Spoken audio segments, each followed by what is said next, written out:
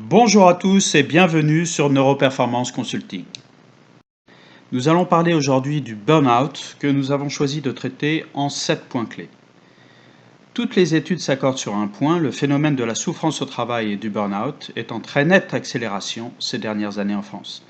S'il était question d'un virus, on pourrait dire qu'il est hors contrôle, tant le nombre de personnes atteintes semble exponentiel.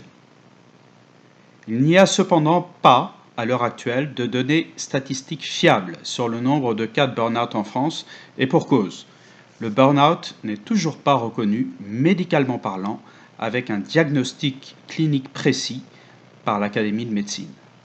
Ceci explique pourquoi les projections actuelles vont de 30 000 à 3 millions de cas en France. Les mêmes causes reproduisent les mêmes effets en matière de souffrance au travail.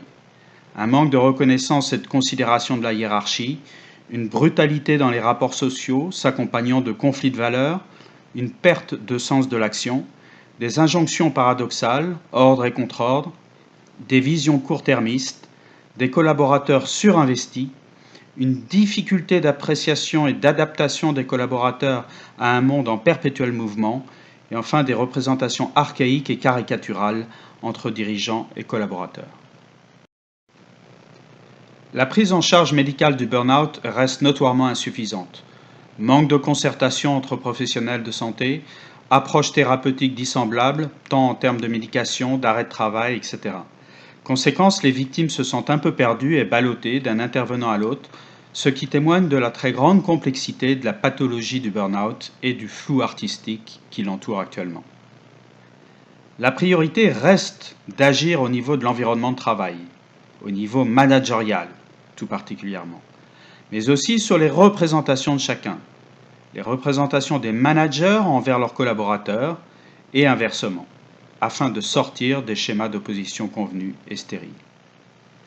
Les soignants et thérapeutes ne peuvent aujourd'hui agir que sur les conséquences, qu'elles soient physiques ou mentales, de ces dysfonctionnements au sein de l'entreprise, mais non sur les causes.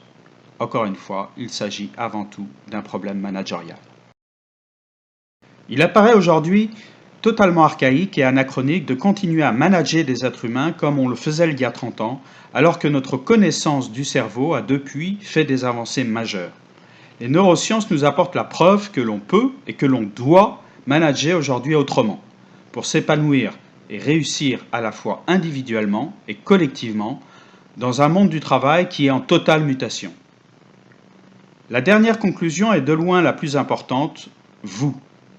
Vous avez le pouvoir d'agir sur votre situation de souffrance au travail. Le pire étant de se résigner et de ne rien faire, en espérant que le problème se résolve par miracle. Vous pouvez agir directement sur votre environnement professionnel générateur de souffrance, en expliquant notamment les raisons de votre mal-être. Vous pouvez agir sur la représentation que vous faites de votre environnement de travail dans le but de prendre plus de distance par rapport à la cause de votre souffrance. Vous pouvez agir en entamant une réflexion plus introspective sur votre parcours professionnel. Vous pouvez enfin agir en modifiant certains aspects de votre vie personnelle dans le but de trouver un meilleur équilibre entre vie professionnelle et vie privée. Par exemple, faire du sport, socialiser, méditer, faire de nouvelles activités, etc. Il est tout à fait essentiel de se projeter dans l'action et les projets afin de sortir de l'impasse dans laquelle vous vous sentez prisonnier, pour ainsi ne pas s'abandonner, comme le dit si justement Boris Cyrulnik, à une carrière de victime. Les récentes découvertes des neurosciences nous ont appris que nous avons tous en nous cette possibilité d'évolution, notamment grâce à la neuroplasticité. L'épigénétique, pour sa part, nous apprend que notre comportement modifie en permanence l'expression de nos gènes. En conclusion, rien n'est figé, rien n'est perdu et rien n'est définitif. À vous de jouer.